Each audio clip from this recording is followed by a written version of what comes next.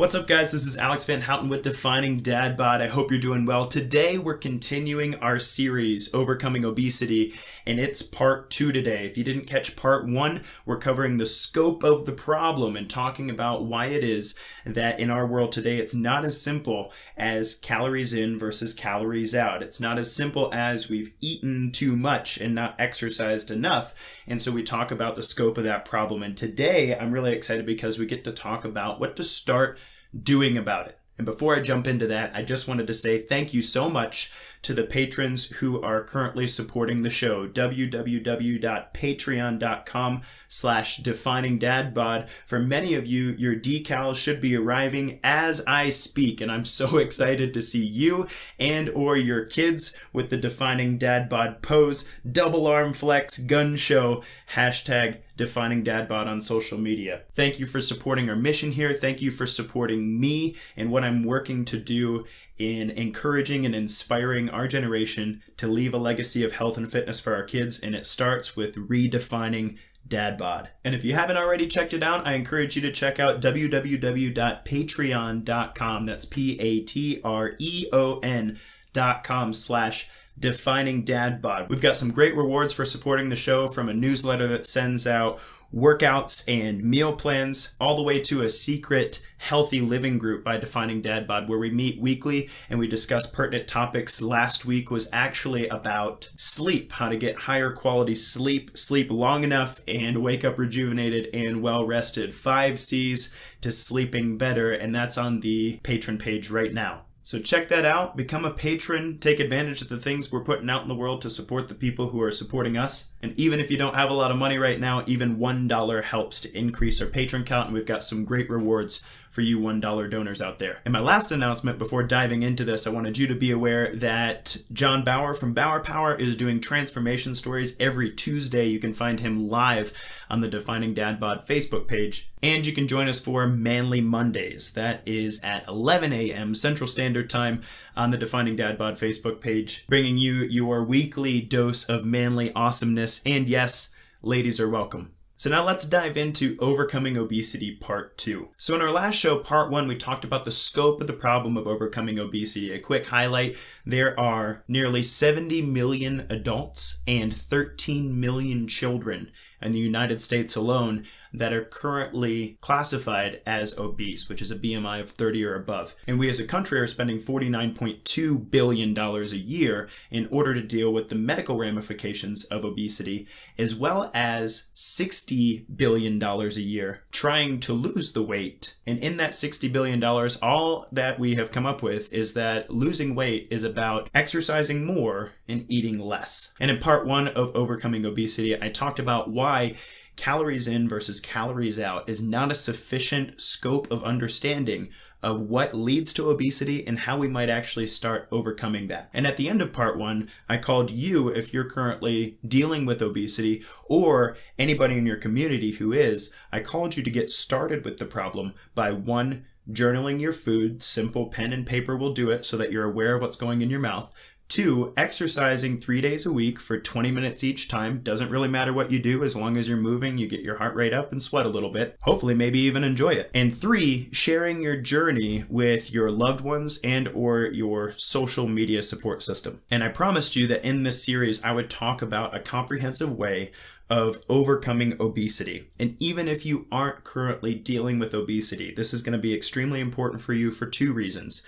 If you are the head of your household, it's important for you to guard your household from the things that are going to lead to obesity in members of your family. And 2, with 1/3 of the American population currently classified as obese or overweight, I promise you have some friends and or coworkers who could benefit from this information. And information's probably not the right word, because as I said in Part 1, we suffer from information overload. So I'll restate that and say that you have people in your life who can benefit from the simple and practical way that we're going to approach overcoming obesity. So there's a significant challenge when it comes to addressing the problem of obesity as a whole. The challenge is twofold. One, the science of weight loss is highly generic. If you actually dive into the research and you read a bunch of papers, what you'll find is that there are many different ways that we've gone about trying to address the problem of obesity. In some studies, they've transferred bacteria from obese rats to skinny rats to see that bacteria might actually have a part to play in our large intestinal tract in body composition. There's another study where they cut out all of the carbohydrates from one group and then had another group eat mostly carbohydrates. And in both cases, weight loss was possible if the calorie count was sufficiently low enough. And then you have your pop culture stuff, which is like The Biggest Loser, and you see people lose hundreds of pounds. What you don't see is that their resting metabolic rate is lower in the long run and that all of them gained their weight back after the show was done. Well, all but one, and I'm not sure what her story is, except that the article in the New York Times did say that she was very strict about her calorie intake even 3 years after The Biggest Loser. Where things get really convoluted and fall apart is at the level of genetics and at the level of behavior change. The genetic problem is that there is no one diet that works best for anybody. Apparently, we share about 99.9% of our genetic heritage with each other. But that 0.1% is the difference between us. So if you look at your wife, or you look at your kids, or you look at your grandma and grandpa, they're all related to you, but you are very different people in appearance, you're very different people in temperament, you're very different people in taste and disposition, and maybe even personality. And so that 0.1% really matters. And that is very relevant when it comes to the genetics of nutrition. You might have people in your life who do really well going vegan, and you have people in your life who do really well with the Atkins diet, and you might be somebody who can eat a pizza and it doesn't really affect you. Whatever the case is, in our society, we're having a really hard time with nailing down what is the right way to do things, since everybody's different. And there are all these books out there, the paleo solution, or the blood sugar solution, or the primal man, or documentaries like What the Health. And all of them have a similar message, which is, this diet really works, you should do it too. And none of them seem to point out that there's a pretty significant difference between one person and another. There's actually a very deep and evolutionary reason for that, but we are not going to jump into that today. The second major problem when it comes to talking about what to do about obesity is that behavior change is at the root of literally anything that you're going to do differently in your life. And so even if you have the perfect answer, the question is, how do you do it? Or how do you get others to do it? As much as we would like to think that we're very rational beings with amazing control over everything that we do, it's just not that way. As a very young trainer of about 1 or 2 years of experience, I would sit down with a client, I would talk to them about what it is that they wanted to accomplish, and I would create this elaborate plan over a 12-week span. And like, here's the workout, here's the nutrition progress, here's the cardiovascular way forward, here's the perfect amount of macros, here are some meal plans to give you some ideas. And I would spend hours and hours and hours working on these programs, and then I'd present it to the client, and they'd be like, yeah, that sounds great, that's awesome. But when the rubber met the road, literally the day after, most of the time they could only make 1 or 2 significant changes in the course of a week or two. An example might be the client hasn't been working out. Now we're going to lift weights and do cardio. And I want them to go to the grocery store and prep their veggies and incorporate more protein into each one of their meals and get more sleep and start taking some supplements and do their homework when they're not with their trainer and get 10,000 steps a day and meditate after the workout. Is your head spinning yet? What I didn't understand as a young trainer was that it's not about the perfect program.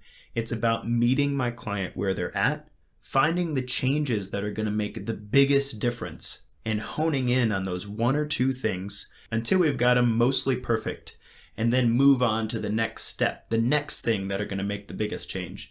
Because what was really powerful about behavior change is if you could find the 1 or 2 things that would make the biggest difference, then about 3 weeks later, you see some major results and the client's very motivated to continue changing their life going forward. Where we've failed at that as a society is we've taken the young Alex Trainer approach. We go, wow, this diet or this approach is so good, I'm going to do all of this stuff, but I'm only going to do it for 12 weeks so I can go real hardcore toward the thing and not fall off the wagon. Whole 30. And what happens is those things work for a short period of time, but in the long run, we really haven't made any lasting, consistent change because we saw this as a temporary thing. Or as my wife likes to say, you looked at diet as a verb, something you do for a short period of time, rather than a noun, which is something that just is. you diet for a time. You can't see my finger quotes, but I put them up in the air. You diet for a time, you do this diet, as opposed to consciously making something a part of your diet, or consciously making something a part of your lifestyle, or consciously cutting something out from your lifestyle. And so as I'm talking today about where we start with overcoming obesity, I want you to think of this as a stair-stepped approach to behavior change. We're going to start easy, and things are going to get a little bit more difficult, but a little bit more impactful each time.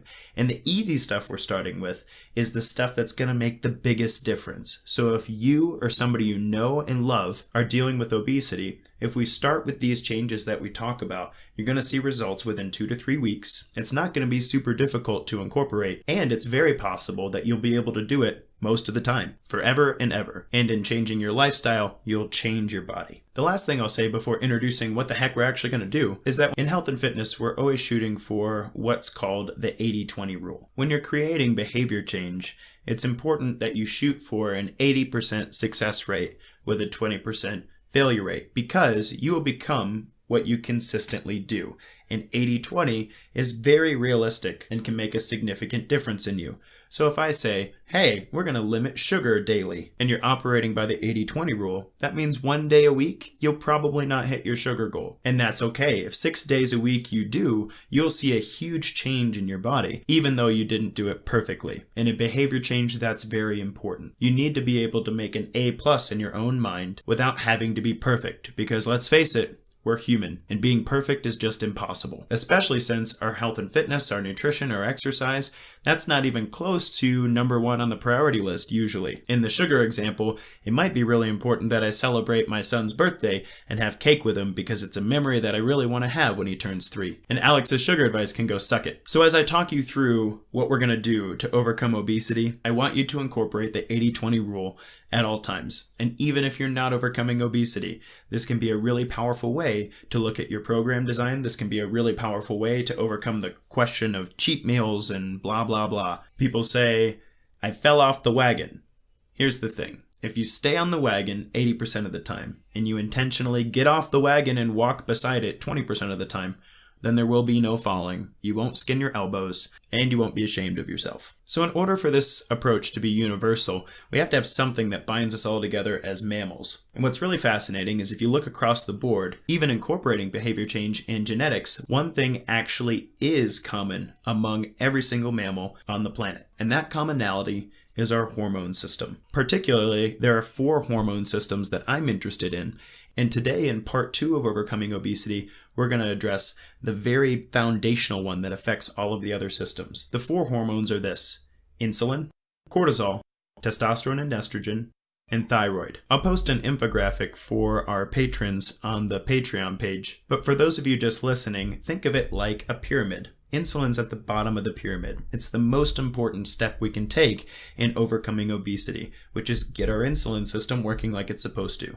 The next step is that cortisol system. We need to get our cortisol system under control and working like it's supposed to. Similarly, the third step is our testosterone and estrogen system. We need to get that working for us rather than against us. And then last but not least is the thyroid step. That's the peak of the pyramid, or we can think of it as the icing on the cake, which we probably won't be eating much of by the time we get to the thyroid step. And before we talk about why insulin's the first step and what we can do about our insulin sensitivity, I want you to notice that usually when it comes to overcoming obesity, the medical world starts with the thyroid. And for our purposes, we're actually going to end with the thyroid. Why is that? There are a lot of complex reasons for this, but by and large, the thyroid gland is significantly affected by the previous 3 hormone systems, and so simply changing the amount of thyroid hormone in the body doesn't address insulin, doesn't address cortisol, and doesn't address testosterone and estrogen. And so you're just artificially stimulating the thyroid to support metabolism, but you're not addressing the foundational things that are affecting the thyroid gland to lower the metabolism. So what I hope you'll see in this approach is an approach that will address the most foundational and important pieces that are going to get you results first, and then moves on to the next levels that are actually going to affect the metabolism as well. And as we dive into this, I hope you'll also note that addressing insulin is actually pretty simple compared to addressing the thyroid gland. And so it's almost like biology really wanted us to be able to deal with the most important and simplest stuff first, or at least that's the way I like to think about it. Again, if this is really hard for you to picture, I really encourage you to check out the Patreon page where I'll be posting an infographic that really helps you to see this in visual form. Again, if you're a visual learner, I highly encourage you to check out the Patreon page. I'm going to post this infographic even for non-patrons. I'll have just the picture here so you can see what the heck is going on and don't have to follow the sultry sound of my voice. So let's start with insulin. Why is insulin the foundation of overcoming obesity, Alex? Well, I'm really glad you asked. If you open a physiology textbook and you turn to chapter 22 or 23, they'll start talking about the problem of obesity. And in their paragraphs, they'll basically say, the reason that we as a population are getting fatter and fatter is because we're eating too much and not exercising enough. But if you go back to chapters 5 or 6, where they're talking about what a lipocyte is a fat cell, and you look at the paragraph there and you actually read through why fat cells get fat, then what you'll find is that fat cells get fat because an overabundance of insulin. Insulin is the hormone that signals a fat cell to store rather than release fat. I'll say that again.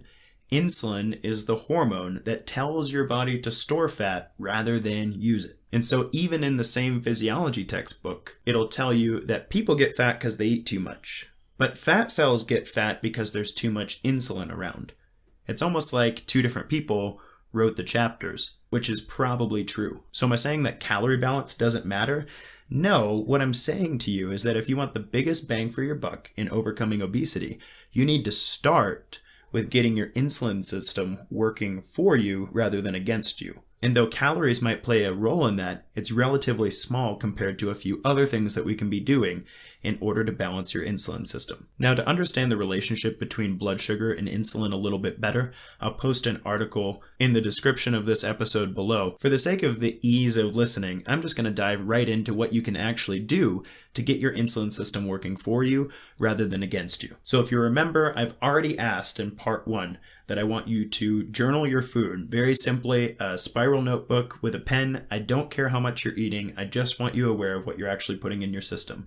And then I want you to exercise 3 days a week, 20 minutes each time. I really don't care what you're doing as long as it's exercise, and hopefully you enjoy it. And then last but not least, to start garnering social support, to share it with your loved ones, to share it with your social media, to share it with anybody who will listen, that you're on a journey to overcome obesity, or you're on a journey to help someone else overcome obesity. And so now the next 4 things, 2 nutrition things and 2 lifestyle things, are going to be what you can add to that list of things you can do to overcome obesity. Small things that'll get you the biggest bang for your buck and help you see results pretty quickly. So first, let's start with the nutrition side of things. Nutritionally, there are 2 things that are going to make the biggest impact on your insulin system.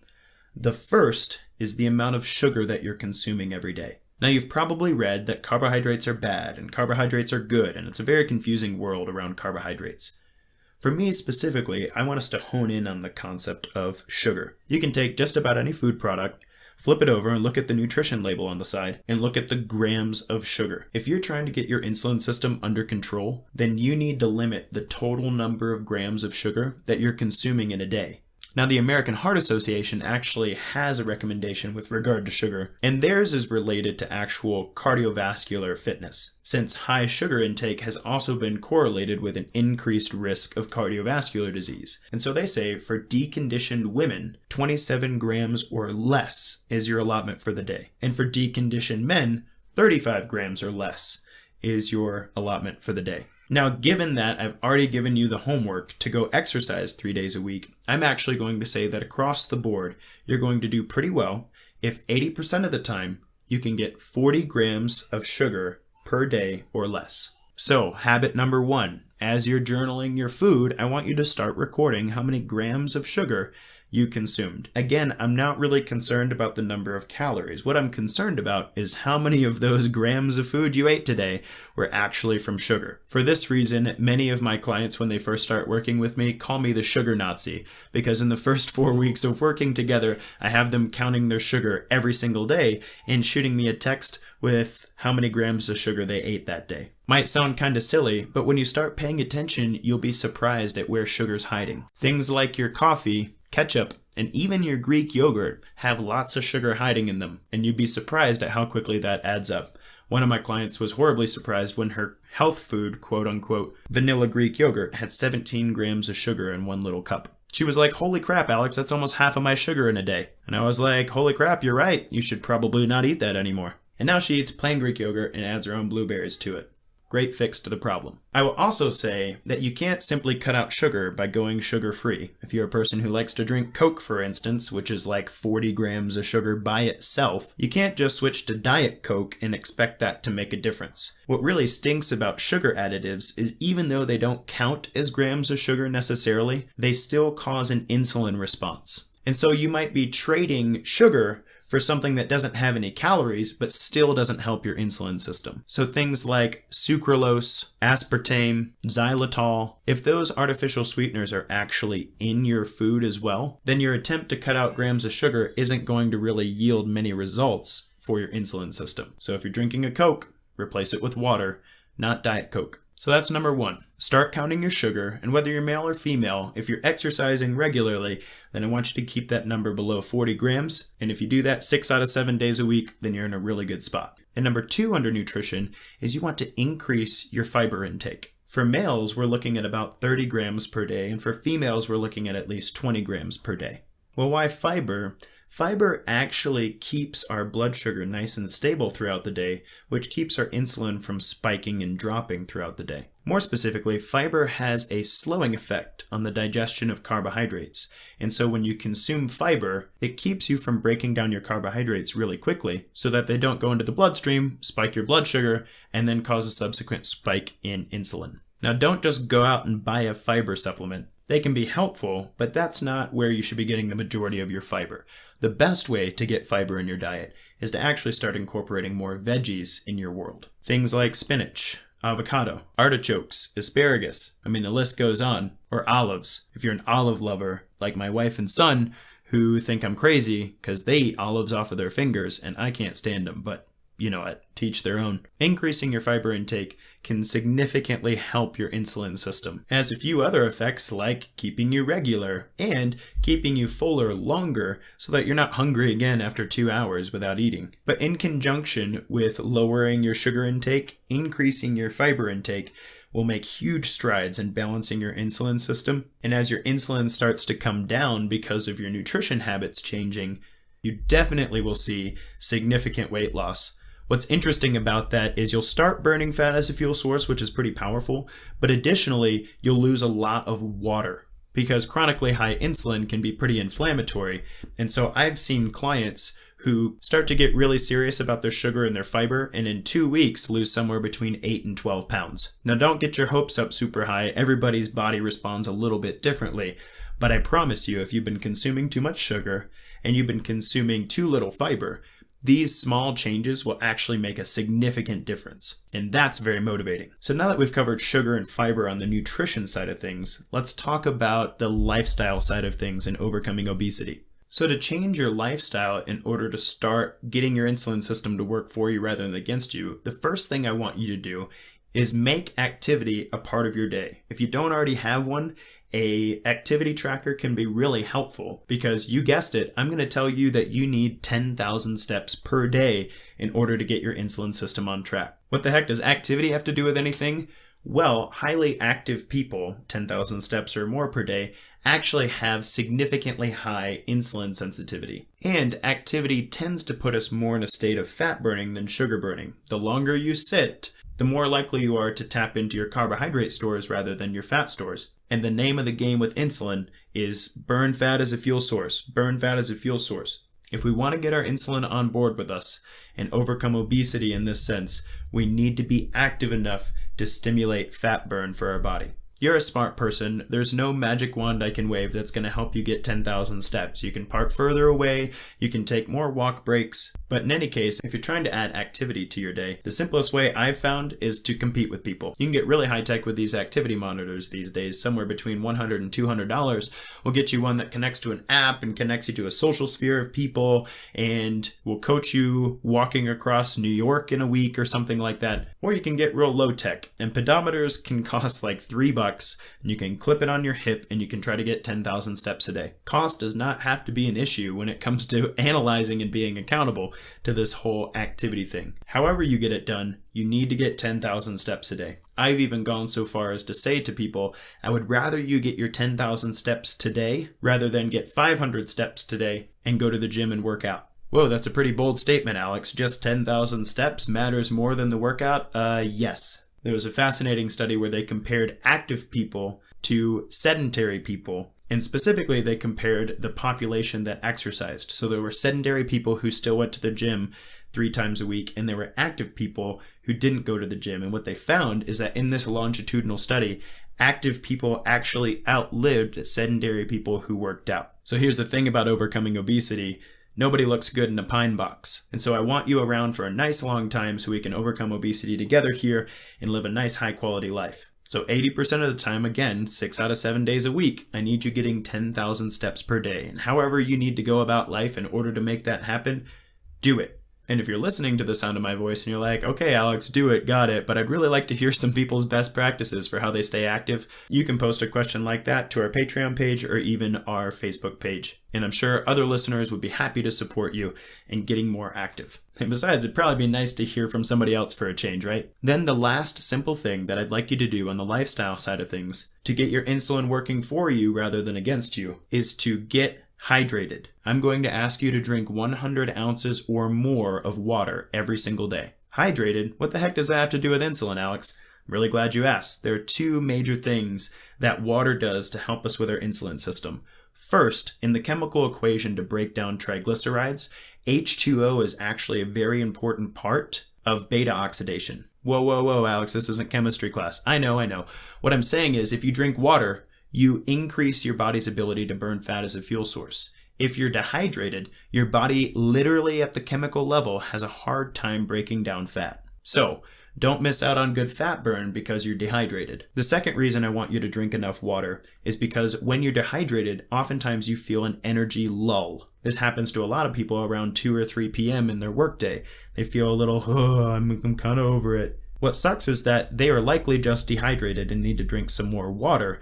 But instead, they go reach for an energy drink or some kind of food-based pick-me-up, and that's why Honey Buns and Monster outsell Red Bell peppers every single time. And so by drinking enough water, you'll keep your energy level nice and consistent through the afternoon so that you know the difference between low energy and real hunger cues. So are you telling me I need to go buy that crazy water bottle that tells me when to drink water? No, that thing's like $100 and you're a smart person, you can drink enough water. I had a student of mine come up with a pretty fantastic, I thought, ingenious and low-tech way of keeping track of how much water she drank. And so she kept a 20-ounce water bottle with her and she put 5 rubber bands at the bottom of the water bottle. And every time she finished the water bottle, she would move a rubber band to the top of the water bottle. That's 1, 4 more to go. 2, 3 more to go. 3, you get the picture. But in that way, she created a low-tech way to keep track of how much water she was drinking in a day. That rhymed, and I guess I'm reading too much Dr. Seuss lately. # teaching toddlers to read. I don't think that'll be trending anytime soon. But regardless of how you do it, just like the 10,000 steps, 100 ounces of water a day is going to make a significant impact on your insulin system, help you stay hydrated, help you to tap into fat as a fuel source, and help you have consistent energy throughout the day. That's not so hard now, is it? I'm not asking the sun, moon, and stars of you. I'm telling you that if we can count your sugar and keep it below 40 grams, if we can count your fiber, men above 30, women above 20, let's do veggies, not a supplement, get 10,000 steps per day, challenge somebody in your life and kick their butt at this 10,000 steps thing, and drink 100 ounces of water, whether it's the whole $100 water bottle thing or some simple rubber bands that keep you on track. These 4 things will make a significant difference in keeping your insulin system nice and stable, reducing the amount of insulin in your body, and keeping your blood sugar from spiking randomly during the day, and therefore keeping your body in a state of fat burn rather than fat storage. I can almost hear you saying, wow, that sounds too simple, Alex. Are there other things I should be doing? Well, there are other things you can be doing, but let's master these things first. And when we come to part 3 of overcoming obesity and we dive into cortisol, then we'll dive into the system that is your fight or flight stress management response to the world. And we'll talk about things like sleep and meditation and supplementation, and it's going to be a party. But until then, let's get that insulin system working for us rather than against us. Let's burn fat as a fuel source rather than storing fat that we don't need to. And let's have some consistent energy so that we can be productive and positive people while we're working on this overcoming obesity thing. Remember to live by the 80-20 rule and to feel free to reach out to our resources on Patreon and Facebook in order to get some best practices from people who either have the same questions as you or are rocking this thing. This has been Alex Van Houten with Defining Dad Bod. I hope you've enjoyed Overcoming Obesity Part 2, that you'll share it with somebody in your life who needs to hear it, and that you'll make some progress in overcoming the obstacles that are keeping you from leaving a legacy of health and fitness for your kids. Until next time, guys, kick butt, take names.